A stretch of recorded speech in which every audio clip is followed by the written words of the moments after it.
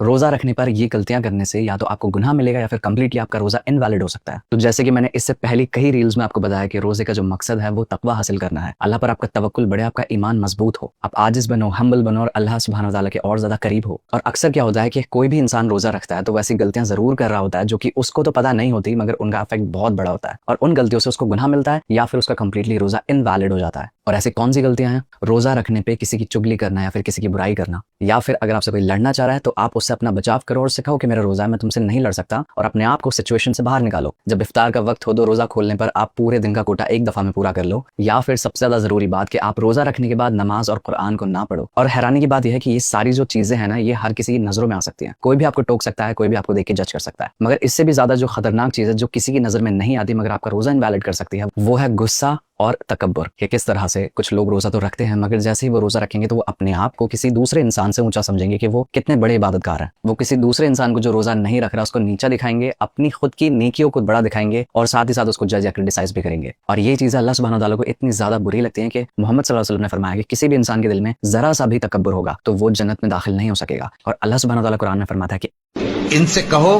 क्या तुम अल्लाह को अपनी दीनदारी जताते हो? ये लोग तुम पर एहसान रखते हैं कि मुसलमान हो गए। कह दो कि अपने मुसलमान होने का मुझ पर एहसान न रखो, बल्कि अल्लाह तुम पर एहसान रखता है कि उसने तुम्हें ईमान का रास्ता दिखाया, बशर्ते कि तुम सच्चे मुसलमान हो।